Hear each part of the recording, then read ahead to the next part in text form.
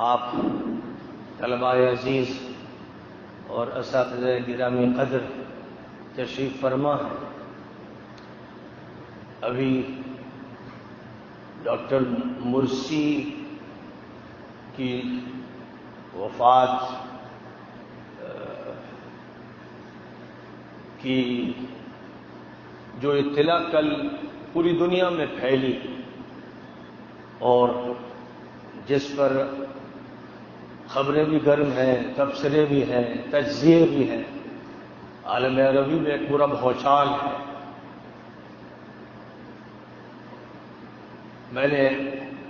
رات میں ان کی وفات کے سلسلے میں عربی زبان میں اور اردو زبان میں 2 انٹرویو دیے تھے اور ان میں اس کا مطالبہ کیا تھا پوری دنیا اسلام سے کہ نہ صرف یہ کہ ڈاکٹر مرسی کو یاد کیا جائے، ہر جگہ ان کی غائبانہ نماز جنازہ پڑھی جائے،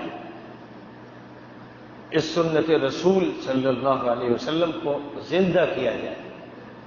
اور یہ نماز جنازہ صرف ثواب کے لیے نہ ہو بلکہ اس لیے ہو تاکہ لوگوں کو حقیقت حال سے واقف کرایا جائے. اسی مقصد کی خاطر آج یہاں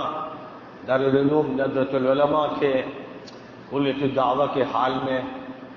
ابھی نماز جنازہ پڑھی گئی. اور اب میں آپ سے یہ بات عرض کرنا چاہتا ہوں کہ ڈاکٹر محمد مرسی، جن کو اب رحمت اللہ علیہ کہا جا رہا ہے، ایک ایسے مسلمان قائد تھے، ایک ایسے رہنما تھے، ایک ایسے مجاہد تھے، ایک ایسے تحریک کے رہبر تھے، ایک ایسے حکمراں تھے ان کا عوام نے انتخاب کیا تھا، جمہوری راستے سے جو مصر کی حکومت کے تخت تک یا کرسی تک پہنچے تھے. ایک ایسے حکمراں تھے کہ صدیوں میں ایسے حکمراں پیدا نہیں ہوتے. اور میں یقین کے ساتھ کہہ سکتا ہوں کہ مصر کی صدارت یا مصر کی وزارت عظمیٰ کی کرسی پر صدیوں سے کوئی ایسا انسان نہیں بیٹھا تھا. تاریخ میں اگر یاد کیا جائے گا تو ظاہر بیبرس کو یاد کیا جائے گا، سلطان قطز کو یاد کیا جائے گا، صلاح الدین ایوبی کو یاد کیا جائے گا، اور ایسے حکمراں ہوں گے کہ جنہوں نے اپنی ذاتی زندگی اچھی گزاری اور وہ مصر کے لیے یا مصر کے کسی ایک خطے کے لیے مفید رہے.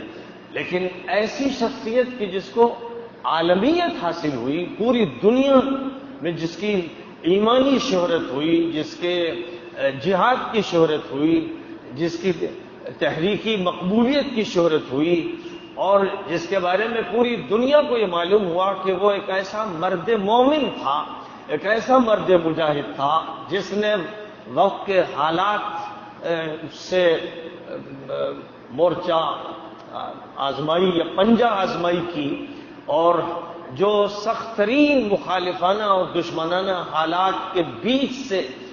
آگے بڑھتے ہوئے حکمرانی کی گدی تک یا کرسی تک پہنچا. اور اس کے لیے اس نے وہ راستہ اختیار کیا جو صحیح اسلامی راستہ ہے، اور آج کے دور میں اور کوئی راستہ اس کے علاوہ رہ نہیں گیا ہے. یعنی کسی بھی ملک میں جمہوری طریقے پر عوام کو ساتھ لے کر اور ان کی ذہن سازی کر کے اور ان کو صحیح تحریک فراہم کر کے کوشش کی جائے اس بات کی کہ حکومت ان لوگوں کے ہاتھوں میں آئے جو اللہ کے قانون پر عمل کریں، جو شریعت کو نافذ کر سکیں، جو قرآن کی حکمرانی قائم کریں. اور اس راستے میں آج کے کانٹوں بچھے ہوئے راستے کے اندر چلتے ہوئے اور کوشش کرتے ہوئے منزل مقصود تک پہنچے. اس اعتبار سے مراکش سے لے کر آپ کہہ سکتے ہیں کہ عراق تک خاص طور پر کوئی بھی ملک ایسا نہیں ہے جہاں جمہوری نظام کے تحت کوئی حکومت قائم کی گئی ہو. ہر جگہ یا سلطنت اور بادشاہی کے نظارے ہیں یا ڈکٹیٹرشپ ہے، ظالموں کی، قاتلوں کی، مجرموں کی حکومتیں. 50-60 سال کے تجربے عالم عربی کے سامراج کے بعد پہلے تو سامراج سے جوجھتے رہے لوگ، کبھی فرانسیسی سامراج، کبھی برطانوی سامراج، کبھی اٹالین سامراج، اور کبھی کسی اور یورپین ملک کا سامراج تھا۔ ان کی ظالم حکمرانی تھی جن سے عوام ٹکراتے رہے۔ الجزائر میں 15 لاکھ شہید ہو گئے، اور اسی طرح آپ جانتے ہی ہیں کہ جو امریکہ نے عراق پر جنگ تھوپی اس میں 12-15 لاکھ شہید ہوئے۔ افغانستان پر جو روس نے جنگ تھوپی اس میں 10 لاکھ سے اوپر لوگ شہید ہوئے۔ پھر امریکہ نے افغانستان پر جنگ تھوپی اس میں بھی 10-15 لاکھ انسان شہید ہوئے۔ یعنی انسانی خون کی ہولی کھیلی گئی اور ہر ملک میں کھیلی گئی۔ یہ ایک سلسلہ تھا جو چل رہا تھا، اور یہ سامراجیوں کی لعنت تھی جو مسلمانوں پر مسلط ہوئی۔ اور اس کے بعد جب سامراج کو ملک چھوڑنا پڑا، جب بیرونی فوجوں کا انخلا عمل میں آیا اور مسلمان اس قابل ہوئے کہ وہ اپنے ملک کو اپنے ہاتھ میں لے، تو سامراجی طاقتوں نے اپنے ایجنٹ ملکوں میں چھوڑ دیے، اپنی فوج چھوڑی، اپنے ایجنٹ چھوڑے، اپنی حکومت چھوڑی، اور اپنی شیطانی حکمت عملی چھوڑی۔ تو 50-60 سال کا وہ عرصہ جو سامراجی حکومتوں کے بعد گزرا ہے عالم اسلام میں، اور ابھی بھی گزر رہا ہے، یہ ایسا ملعون دور رہا ہے، ایسا ظالمانہ فرعونی دور کہ جس میں فرعون کی، نمرود کی اور وقت کے بڑے بڑے جلادوں کی یادیں تازہ کر دی گئیں۔ پورا ملک کیپچر کر لیا گیا، لوگ یرغمال بنا لیے گئے۔ اس میں کوئی شک و شبہ نہیں کہ یہ جو دور رہا ہے 50-60 سال کا، اس میں عوام کی حالت ایسی تھی جیسے غلام ہو، باندیاں ہو اور بندھوا مزدور ہو، جس وقت جس کو چاہے پکڑ لیا جائے۔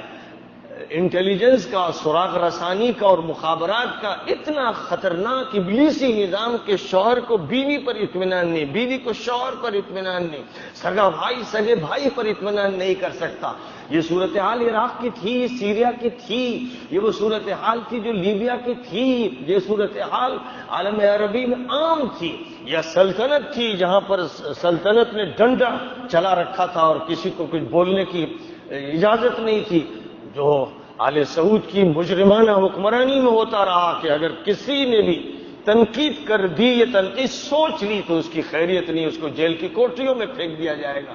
یہی صورتحال امارات میں رہی، یہی صورتحال لیبیا میں رہی، یہی صورتحال تیونس میں رہی۔ ایسے ظالم اور خبیث اور لعنتی حکمراں مسلط ہوئے کہ عوام کو وہ پیستے رہے، کچلتے رہے، جیلوں میں ان کو اس بری طرح مارتے رہے کہ ان کو کرنٹ لگاتے رہے، سگریٹ ان کے نازک اور حساس جسم کے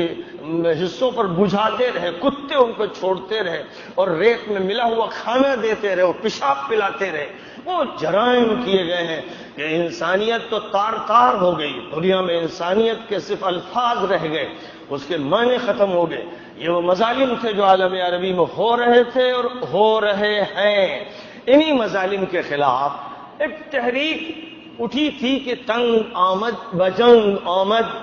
کہ جب انسان عاجز آ جاتا ہے، جب بے چین ہو جاتا ہے، جب صبر کا دامن ہاتھ سے چھوٹ جاتا ہے، تو پھر وہ جنگ کے لیے میدان میں آ جاتا ہے۔ تو ایک تحریک شروع ہوئی، عوام الناس کی تحریک، اور اس تحریک کی کوئی تنظیم نہیں تھی، کوئی پلاننگ نہیں تھی، لیکن ایک جذبہ تھا۔ یہ جذبہ پوری طاقت کے ساتھ تیونس میں سامنے آیا، تو تیونس کا حکمراں بن علی ملک چھوڑ کر بھاگا، اور اس کو پناہ دی آل سعود کے مجرموں نے اور خبیثوں نے ریاض کی سرزمین پر، اور آج تک وہ ملعون حکمراں ریاض میں موجود ہے۔ یہ تحریک چلی مصر میں، تو مصر کا جو حاکم تھا حسن مبارک، وہ بھی بھاگ کر ریاض جانا چاہ رہا تھا، لیکن اس کو ڈرامائی انداز میں فوج نے گرفتار کر کے مصر ہی میں اس کو جیل میں رکھا۔ اور جیل کیا تھا، وہ تو در حقیقت اس کے لیے ایک ہوٹل تھا جس کا انتظام فوج کے مجرم ٹولے نے کیا۔ یہی صورتحال تیونس میں پیدا ہوئی، اور تیونس میں تحریک کامیاب ہوئی۔ راشد غنوشی صاحب جو ایک زمانے سے برطانیہ میں رہتے تھے، وہ تیونس واپس آئے اور قیادت سنبھالی، لیکن پھر وہی مجرمین جزیرت العرب کے اور خلیجی ملکوں کے شیطانی ایجنٹ، مجرم اور ابلیس کے علمبردار، پھر انہوں نے اپنی کارروائی کی، جنہوں نے بن علی کو پناہ دی تھی اور جو اور دیگر حکمرانوں کو پناہ دینے کے منتظر تھے، کہ ان کو پناہ دے کر اور فوج سے رابطے قائم کر کے جو انقلاب عوام نے اٹھایا ہے اسے کچل دینا ہے، تہس نہس کر دینا ہے۔ تیونس میں یہ کوشش کی گئی کہ عوام کو کچل دیا جائے، لیکن راشد غنوشی صاحب نے حکمت سے کام لیا اور حکومت سے انہوں نے ایسے روابط قائم کیے اور تنازل اختیار کر لیا کہ مسئلہ قتل و قتال تک نہ پہنچے۔ تیونس کے سابق حکمراں منصف مرزوقی نے جو کل تقریر کی ہے ڈاکٹر مرسی کے انتقال کے بعد، وہ تقریر ان کی غیرت، ان کی حمیت، ان کے ایمان کی غماز ہے۔ انہوں نے اپنے کلیجے کو نکال کے رکھ دیا ہے۔ ظاہر ہے کہ پورے عالم اسلام میں اس وقت بے شمار لوگ اہل علم، اہل فکر، اہل دانش، اہل دعوت، اہل تحریک اب اس وقت جو بات کر رہے ہیں وہ پھکے ہوئے کلیجے کی بات ہے، وہ جلے ہوئے دل کی بات ہے۔ پوری امت اسلامیہ کا کلیجہ پھونک دیا گیا ہے۔ تو یہ تحریک تھی جو مصر میں چلی، یہ یمن میں چلی، اور یمن کی اس تحریک کو نقصان پہنچانے کا وہی کام خلیجی ملکوں کے ان ایجنٹوں نے انجام دیا کہ وہاں پر اسلامی طاقت اور اسلامی تحریک اٹھ نہ سکے۔ اس لیے یہ وہ مجرم تھے جنہوں نے حوثی شیعوں کی مدد کی، صرف اس لیے کہ الاخوان المسلمون وہاں پر غالب نہ آ سکیں۔ اور جب حوثی غالب آنے لگے تو ان سے پھر لڑائی شروع کر دی گئی، اور اب وہ ایک لڑائی کا منظرنامہ ہے۔ اور وہ یمن جس کو نبی پاک علیہ الصلاۃ والسلام نے فرمایا تھا کہ وہ مبارک یمن ہے، اور یمن کا وفد آیا تھا تو آپ نے بہت ہی زبردست استقبال فرمایا تھا اور بڑی صفات سے ان کو نوازا تھا کہ یہ ایمان والے ہیں، یہ علم والے ہیں، یہ فقہ والے لوگ ہیں، مبارک لوگ ہیں۔ آج اس یمن کی جو حالت کی ہے کہ لاکھوں انسان بھوک سے مر رہے ہیں۔ آج افریقہ کے جو قحط زدہ ممالک ہیں ان ممالک کی فہرست میں یمن سب سے بدترین صورتحال سے دوچار ہے، اور یہ سارے جرائم ہیں آل سعود کے ملعونوں کے، مجرموں کے، خبیثوں کے، جنہوں نے اس یمن میمون کو نعوذ باللہ یمن منحوس بنا دیا ہے۔ رہ گیا شام، جس کی کتنی فضیلت قرآن میں بیان کی گئی، حدیثوں میں بیان کی گئی۔ حضور پاک علیہ الصلوۃ والسلام نے فرمایا کہ آخری دور میں شام جانا، اہل حق شام میں ہوں گے۔ اور جب یہ فرمایا گیا کہ وہ لوگ جو حق پر ہر دور میں قائم رہیں گے اور آخری دور میں حق کے وہی نمائندہ ہوں گے، تو حضور سے پوچھا گیا تھا حضور وہ لوگ کہاں ہوں گے، تو فرمایا تھا کہ بیت المقدس کے اطراف میں ہوں گے، جو بیت المقدس کی حفاظت کر رہے ہوں گے، جو وقت کے یہودیوں سے ٹکرا رہے ہوں گے، ان سے مقابلہ کر رہے ہوں گے، آخری دور کے اہل حق وہی ہوں گے۔ زبان نبوت نے اس کا اعلان کیا، اور آج وہ لوگ ہیں جن کو ہم حماس کے نام سے جانتے ہیں، جن کو ہم فلسطین کی تحریک کے ان ذمہ داروں کی حیثیت سے جانتے ہیں جن کی بنیاد الاخوان المسلمون نے رکھی تھی، جن کے شیخ احمد یاسین تھے، اور ان کے بعد شیخ عبدالعزیز رنتیسی تھے، اور ان کی قیادت نے ہمیشہ ایمان کی مشعلیں جلائیں اور مسجد اقصیٰ کو آباد رکھا، اور مسجد اقصیٰ کے تحفظ کے لیے اپنی جانیں دیں، جیلوں میں گئے، قربانیاں دیں۔ آج بھی وہی اس میدان میں کھڑے ہیں، اور یہی وہ حماس تحریک ہے اور اسرائیل سے ٹکر لینے والے لوگ ہیں جو سعودی حکومت کے نزدیک دہشت گرد ہیں، جس سے آپ اندازہ لگا سکتے ہیں کہ اس حکومت کا اور اس کے ساتھ امارات کی حکومت کا کردار کیا ہے۔ یہ کتنے بڑے مجرم ہیں، کیسے بے شرم، کتنے بے حیا۔ یہ نتنیاہو کے ساتھ ہے، یہ ٹرمپ کے ساتھ ہے، کھلے بندوں ساتھ ہے، ان سے مل کر یہ پیک کر رہے ہیں، ان سے مل کر فلسطینی تحریک کو ختم کرنے کی جدوجہد میں شامل ہے۔ یہی وہ لوگ تھے جنہوں نے سیریا میں 65 ملکوں کا الائنس بنا کر فضا سے اتنی بمباری کی کہ شہر کے شہر ویران ہو گئے، شہر کے شہر ملبے میں تبدیل ہو گئے، اور 12 لاکھ مسلمان سنی شام میں ذبح کر دیے گئے۔ اگر ذبح کر دیتے بکروں کی طرح تو بھی اچھا ہوتا، ان پر چھتیں گرا دی گئیں، دیواریں گرا دی گئیں، ملبے میں سسک کے تڑپ کے وہ ختم ہوئے۔ اور سیریا دنیا کا وہ ملک بن گیا کہ جو سب سے زیادہ ویران کیا گیا۔ 40 لاکھ انسان تقریباً وہاں سے ہجرت کر کے ترکی میں پناہ گزین ہوئے، جن کی مدد کے لیے اردوغان کھڑے ہو گئے۔ اردوغان نے ان کو اپنا بھائی شمار کیا، ان کے ان پناہ گزینوں کا اکرام کیا، ترکی کا ملک ان کے لیے کھول دیا، اور ترکی کے عوام سے کہا کہ ان کو اپنا بھائی سمجھو، اور ہجرت و نصرت کی جو بات نبی پاک علیہ السلام نے بتائی تھی اور سمجھائی تھی، آج ضرورت ہے کہ اس کو زندہ کرو۔ تو وہ مہاجرین لبنان بھی گئے، ترکی بھی گئے، اردن بھی گئے، اور ملکوں میں بھی گئے۔ اگر نہیں جا سکے تو آل سعود کے مجرموں کے بیچ میں اور آل نہیان کے مجرموں کے بیچ میں ان کے پاس پناہ مظلوموں کے لیے نہیں ہے، یہ خود ظالم ہے، یہ وقت کے فرعون ہے۔ تو انہوں نے یہی کام کیے سارے ممالک میں۔ مصر کی باری آئی، مصر میں 2011 میں جو انقلاب شروع ہوا، اس انقلاب کا نتیجہ تھا کہ حسنی مبارک کی حکومت ختم ہو گئی اور حسنی مبارک کو جیل میں ڈال دیا گیا۔ اس کے بعد جو تحریک چلی، اس تحریک کا نتیجہ یہ ہوا کہ 2012 میں الیکشن ہوئے، اور الیکشن میں ڈاکٹر محمد مرسی الاخوان المسلمون کے نمائندے کی حیثیت سے کامیاب ہوئے، اور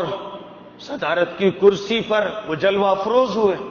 وہ صدیوں کے بعد ایک پہلے ایسے مسلمان تھے جو حافظ بھی تھے، عالم بھی تھے، متقی، نیک، صالح، مجاہد اور ہیرو، ایک ایسا شخص پہلی مرتبہ مصر میں آیا تھا جس نے مسلمانوں کے پوری دنیا کے مسائل کو اپنا مسئلہ سمجھا، جس نے مظلوموں کی مدد کا فیصلہ کیا، جس نے غزہ کے علاقے میں جا کر تقریر کی پوری صراحت کے ساتھ، اور ابھی آپ نے اس تقریر کو یہاں پروجیکٹر کے ذریعے سنا بھی ہے اور ان کو دیکھا بھی ہے، کہ انہوں نے کھل کر یہ کہا کہ ہم ہر حالت میں آپ کی مدد کریں گے، ہم آپ کو بے یار و مددگار نہیں چھوڑ سکتے۔ تو ایک طرف تو غزہ کے مسلمانوں کی مدد، حماس کی مدد، اور دوسری طرف سیریا میں جو مظالم بشار کی طرف سے مسلمانوں پر کیے گئے، اور جو امریکہ کی سرپرستی میں خلیجی ملکوں نے الائنس قائم کیا، اس نے جو مظالم کیے، ان مظالم کے خلاف جب جہاد کا اعلان قاہرہ کی کانفرنس میں کیا گیا، جس میں سینکڑوں علماء پوری دنیا سے شریک ہوئے تھے، اور ان علماء کی سربراہی کرتے ہوئے ڈاکٹر محمد مرسی نے اعلان کیا تھا کہ سیریا میں اب اسلامی جہاد برپا کیا جائے گا اور مظلوموں کی مدد کی جائے گی، بس وہ دن تھا کہ ان کے بارے میں یہ فیصلہ کر لیا گیا کہ اب ان کو اکھاڑ کر پھینک دینا ہے، جمہوریت کا خاتمہ کر دینا ہے، اور الیکشن کے کوئی معنی نہیں، عوام کے ذریعے یہ آئے ہیں تو آئے ہوں گے، لیکن ان کو گوارا نہیں کیا جا سکتا۔ یہ اسرائیل کے لیے مضر ہے، یہ سیریا کے ظالموں کے لیے نقصان دہ ہے، اور یہ سارے علماء کا مرجع ہے، پوری امت کے علماء اور صلحاء ان کی شخصیت پر متفق ہو گئے، ان کی حکومت پر متفق ہو گئے۔ یہ وہ بات تھی جو آل سعود کو کھلتی تھی، ان کا کلیجہ پھکتا تھا کہ ہمارے مقابل میں کوئی اسلامی طاقت ابھر کر سامنے آئے۔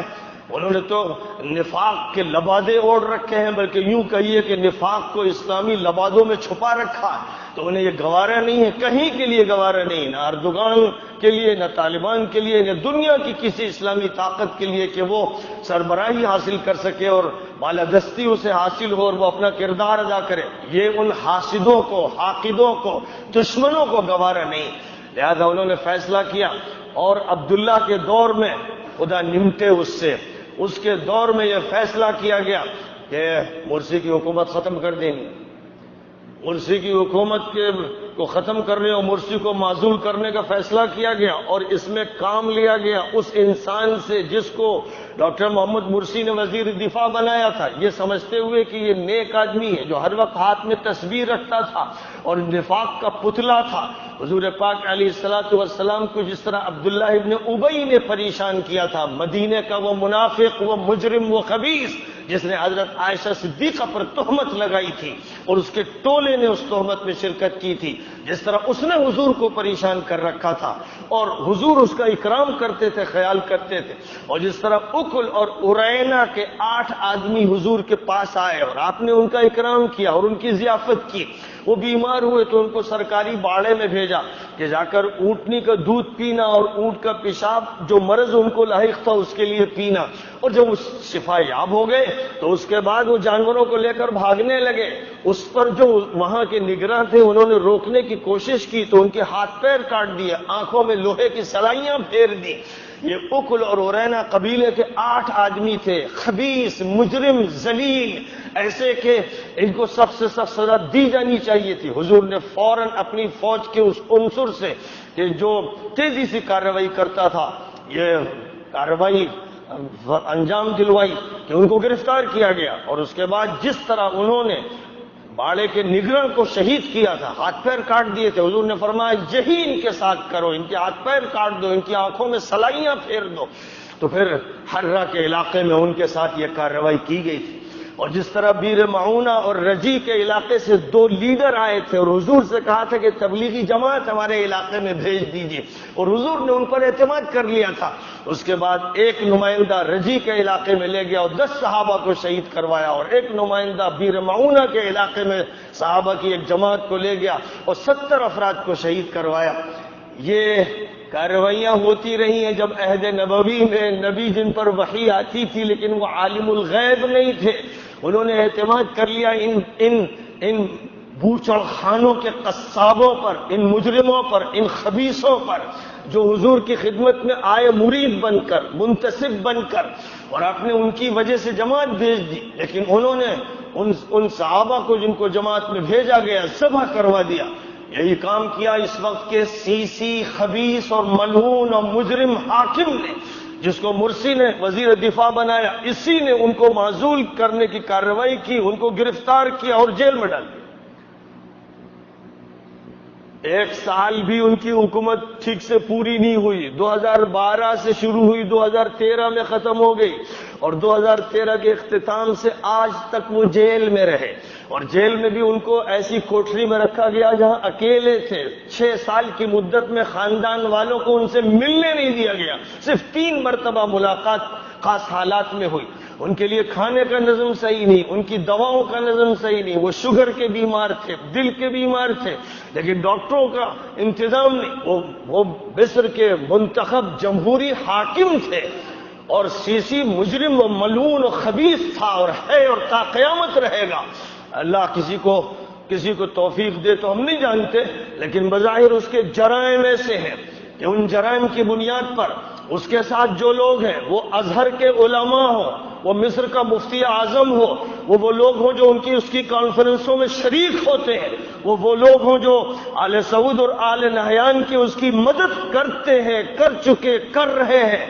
یہ سب کے سب وہ خبیث لوگ ہیں جن سے امت کو رشتہ توڑ لینا چاہیے، جن سے نفرت کرنا چاہیے، جن سے کراہت کرنا چاہیے، جن کے خلاف اعلان جنگ کرنا چاہیے۔ یہ پوری امت پر فرض ہے، جو نہیں کرتے بے غیرت ہیں، ذلیل ہیں، رسوا ہیں، بے حیثیت ہے۔ خدا کی ان پر لعنت، فرشتوں کی لعنت، انبیاء کی ان پر لعنت ہے، ایسے تمام لوگوں پر جو ظالموں کے ساتھ کھڑے ہیں۔ اللہ فرماتا ہے وَلَا تَرْكَنُوا إِلَى الَّذِينَ ظَلَمُوا فَتَمَسَّكُمُ النَّارُ،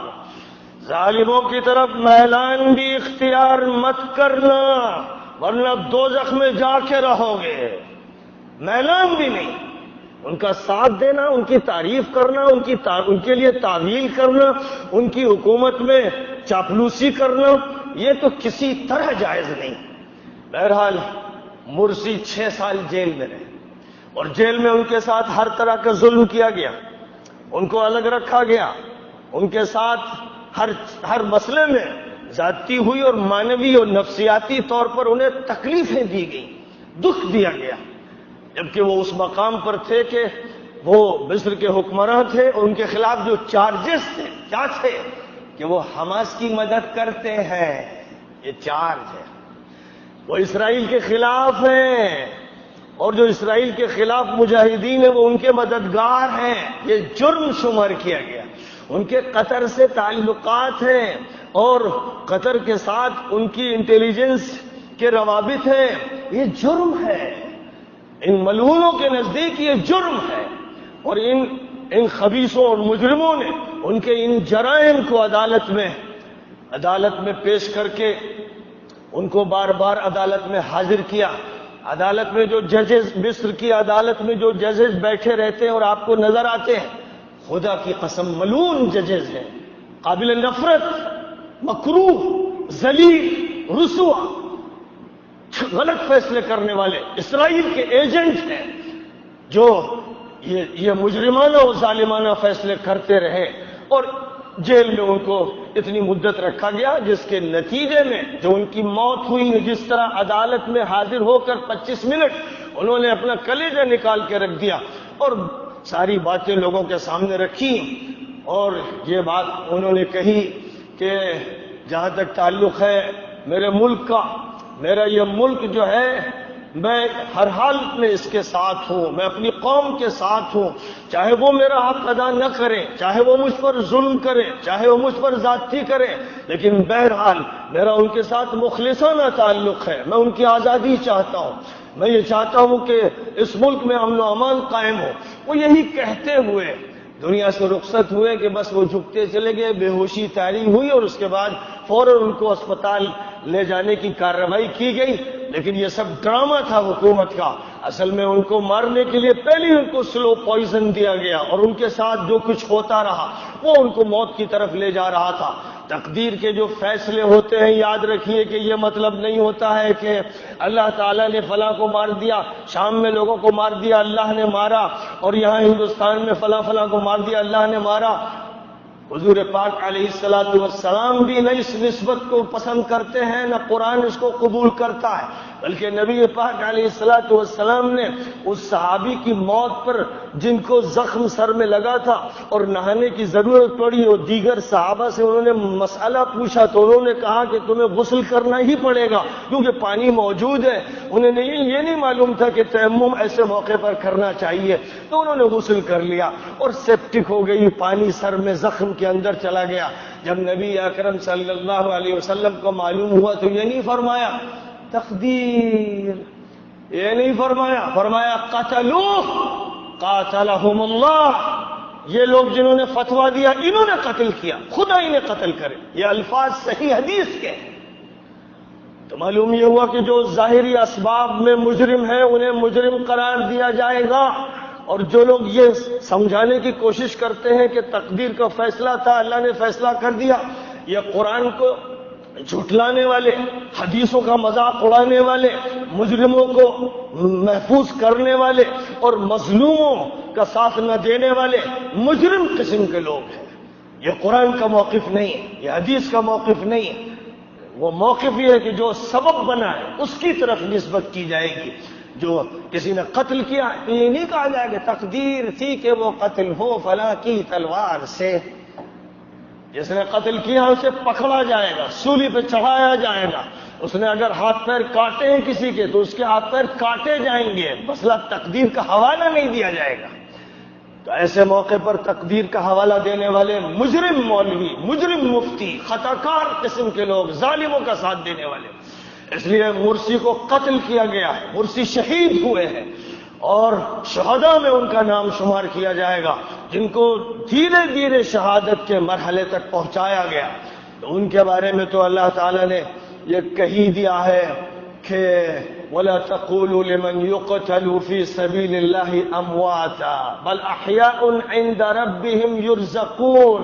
فَرِحِينَ بِمَا آتَاهُمُ اللَّهُ مِنْ فَضْلِهِ وَيَسْتَبْشِرُونَ بِالَّذِينَ لَمْ يَلْحَقُوا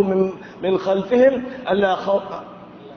اللہ خوف علیہم ولا هم يحزنون۔ ان کے بارے میں تو یہ کہہ دیا کہ وہ اللہ کے یہاں ہیں اور اللہ میاں ان کی میزبانی فرما رہے ہیں، ضیافت فرما رہے ہیں، ان کو نواز رہے ہیں، وہ خوش ہیں، وہ مگن ہیں۔ اور ہم لوگوں سے کیا کہا؟ فرمایا وبشر الصابرین الذین اذا اصابتهم مصیبۃ قالوا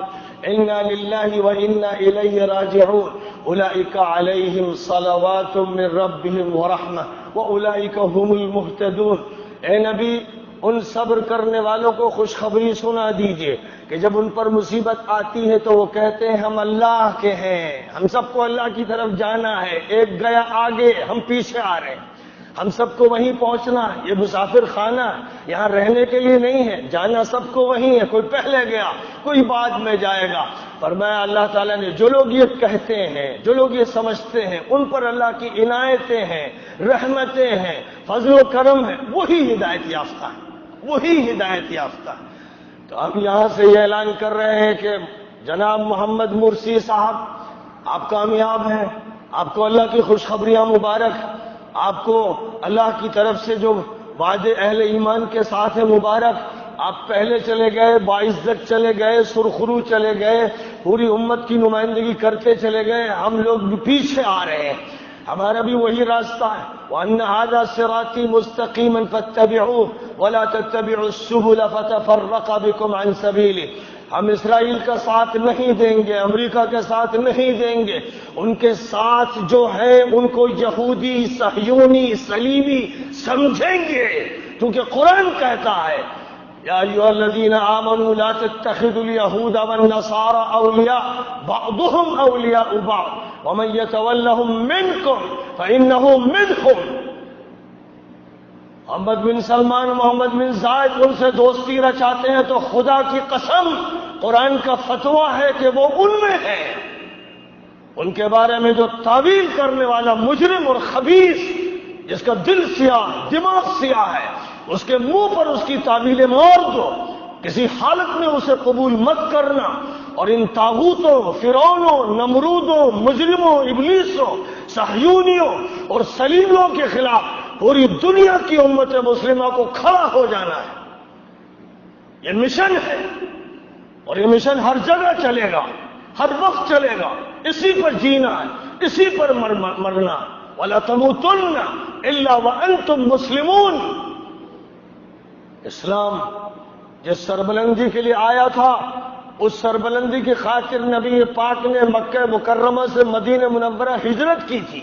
اور جب مدینہ منورہ میں امن کا ماحول تھا تو آرام سے پیر پسار کر پڑھ نہیں گئے تھے، بلکہ مدینہ منورہ میں معرکہ بدر برپا ہوا، معرکہ احد برپا ہوا، معرکہ خندق برپا ہوا،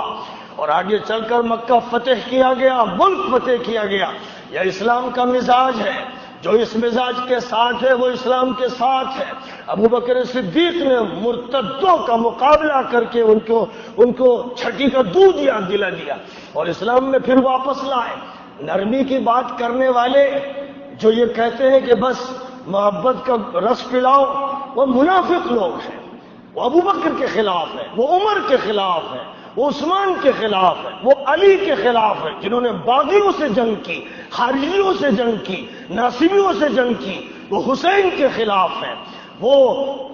حضرت زید کے خلاف ہیں، وہ النفس زکیہ کے خلاف ہیں، وہ حضرت یحییٰ کے خلاف ہیں، اور وہ ہندوستان میں حضرت شاہ عبدالعزیز کے خلاف ہے۔ 1803 میں انہوں نے فتویٰ دیا تھا کہ ہندوستان دارالحرب ہو گیا ہے۔ انہوں نے یہ نہیں کہا کہ آرام کرو، مدرسوں میں پڑھو، پڑھاؤ، کتابیں ختم کرو۔ انہوں نے کہا کہ ملک میں اب جنگ کا دور آ گیا، اور انہی کے اس فتوے کی بنیاد پر حضرت سید احمد شہید نے جہاد کی کارروائی شروع کی۔ لاکھوں انسان اس ملک میں شہید کیے گئے، لیکن ان لاکھوں کی شہادت کے خون کے رنگ سے وہ خاکہ تیار کیا گیا، اور اللہ کی طرف سے زکوٰۃ اس امت کی قبول کی گئی، اور اس ملک کو 1947 میں جو آزادی حاصل ہوئی، اس آزادی میں جو کوشش شیخ الہند کی تھی، ان کے شیخ کی تھی، مولانا قاسم نانوتوی کی جو تحریک رہی ہے، اور ان سے پہلے کے جو حضرات کی، یہ سب سید احمد شہید کے تلامذہ ہیں، ان کے مسترشدین ہیں، ان کے خلفاء ہیں، خلفاء کے خلفاء ہیں۔ یہ وہ تحریک تھی، عوامی تحریک، جس کو شروع کیا گیا ہندوستان کے شمال سے، اور یہی وہ تحریک ہے جو بنگال تک پہنچی، اور یہی وہ تحریک جنوب تک پہنچی۔ اس تحریک نے ملک کو آزاد کرایا ہے۔ اس لیے جو لوگ ان انقلابی کوششوں اور تحریکوں کے خلاف بات کرتے ہیں، وہ بڑے گھٹیا لوگ ہیں، بڑے بے غیرت لوگ ہیں، بے حمیت لوگ ہیں، بے شرم لوگ ہیں۔ وہ حضرت شاہ عبدالعزیز کے خلاف ہیں، وہ سید احمد شہید کے خلاف ہیں، اور سید احمد شہید کی تحریک کے مجاہدین کے خلاف ہیں۔ ان کو اپنی جان عزیز ہے، ذلت کے ساتھ، نفاق کے ساتھ، کفر کے ساتھ، ہر طرح کی بدماشی اور خباثت کے ساتھ انہیں اپنی جان چاہیے، دھڑ چاہیے۔ وہ بکرے رہ کر جیے، وہ مرغیاں بن کر جیے، لیکن ایک شریف انسان بن کر جینا نہیں چاہتے۔ اس لیے نوجوانوں، مشن یاد رکھو، مشن، اور یہ مشن قربانیاں چاہتا ہے۔ اللہ نے فرمایا تھا وَيَتَّخِذَ مِنْكُمْ شُهَدَاءَ، اللہ چاہتا ہے تم میں سے شہیدوں کا انتخاب کرنا۔ اگر یہ خدا کو پسند نہ ہوتا تو نہ معرکہ بدر ہوتا، نہ معرکہ احد، نہ معرکہ خندق ہوتا، نہ معرکہ حنین، نہ ہندوستان کی تحریک آزادی ہوتی، نہ فتویٰ شاہ عبدالعزیز کا ہوتا، نہ سید احمد شہید کی تحریک ہوتی، اور نہ انڈمان میں لوگ گرفتار ہوتے، نہ مالٹا میں بھیجے جاتے، اور نہ شیخ الہند کی ریشمی رومال تحریک ہوتی۔ تو جو لوگ محبت اور پریم کی باتیں سمجھا کر یہ سمجھاتے ہیں کہ اپنی جان کو مصیبتوں میں مت ڈالو، وہ حدیث نہیں سمجھتے، وہ قرآن نہیں سمجھتے، وہ تاریخ نہیں سمجھتے، وہ بس غلاموں کی زندگی گزارنا چاہتے ہیں۔ اس غلامی کی زندگی کے لیے اسلام تیار نہیں۔ میرے بزرگوں، ساتھیوں، دوستوں، یہ ہے وہ مشن، اور میں اس مشن کے لیے آپ سے کہتا ہوں کہ مرسی صاحب کی تقریریں سنیے، ان کے بیانات سنیے، تاکہ کم از کم ان کی فکر زندہ رہے، اور اس راستے پر لوگ ہر جگہ چلتے رہے، کوشش کرتے رہے، اور جن لوگوں نے ان کو معزول کرنے میں حصہ لیا ہے، پیسے دیے ہیں، طاقت لگائی ہے، سیاست استعمال کی ہے، اور یہودیوں سے اور عیسائیوں سے دوستیاں کر کر کے ان کو ختم کیا ہے، اور یہ جھوٹا اور مکار ایجنٹ اکل ارینا کے جیسے وہ 8 خبیث لوگ تھے جنہوں نے حضور سے جھوٹ بولا اور اس کے بعد حضور کے نمائندہ کو شہید کیا، ویسے یہ سیاسی مجرم ہے جس پر اعتماد کیا گیا تھا یہ سمجھ کر کہ یہ اچھا انسان ہوگا، لیکن یہ سب سے زیادہ ذلیل حکمراں عالم اسلام کا ثابت ہوا۔ اس لیے مسلمانوں اپنے دلوں میں اس سے نفرت کرو، اور جنہوں نے اس کی مدد کی ان سے نفرت کرو۔ اللہ یہی چاہتا ہے، اللہ کی طرف سے اور اللہ کے نبی کے بیان سے یہی بات واضح کی گئی ہے کہ جو من احب للہ وابغض للہ واعطى للہ ومنع للہ فقد استکمل الایمان۔ بس آج کی اس نشست میں میں یہ پیغام پہنچانا چاہتا تھا، اور نماز پڑھی گئی، ظاہر ہے کہ ہونا تو یہ چاہیے تھا کہ تل رکھنے کی جگہ نہ ہوتی، لیکن لوگوں کو ابھی شعور نہیں، ابھی احساس نہیں، ابھی ہمارے مدرسوں میں تحریک کی رمق باقی نہیں رہ گئی ہے، وہ جان نہیں ہے کہ جس جان کی ضرورت ہے، جس کا یہ نتیجہ ہے کہ ابھی ایک محدود سی تعداد یہاں پر آ سکی، لیکن انشاءاللہ آپ لوگ دیکھیں گے اور سنیں گے کہ آسٹریلیا سے امریکہ تک لاکھوں نمازیں ہوں گی، اور کروڑوں انسان عزم مصمم کریں گے، اور مصر میں پھر سے تحریک شروع ہوگی۔ میں آپ سے یقین کے ساتھ کہہ سکتا ہوں، ایسے جیسے میں دیکھ رہا ہوں کہ دن ہے، ایسے کہ مصر میں دوبارہ ان کی حکومت آئے گی جو اسلام کو مضبوطی سے تھامے ہوئے، اور پورے عالم عربی میں نفاق کی یہ کھرچن جو موجود ہے اور جو ایجنٹ موجود ہے صہیونیوں اور صلیبیوں کی، ان کو اکھاڑ کے پھینک دیا جائے گا، اور صحیح نظام عدل کا، انصاف کا برپا کیا جائے گا، اور تمام لوگوں کے حقوق ادا کیے جائیں گے۔ یہ بات دیر سے ہوگی، خدا کے ہاں دیر تو ہے، اندھیر۔ أخي أنت حر وراء السدود، أخي أنت حر بتلك القيود، إذا كنت بالله مستعصما فماذا يضيرك كيد العبيد، فماذا يضيرك كيد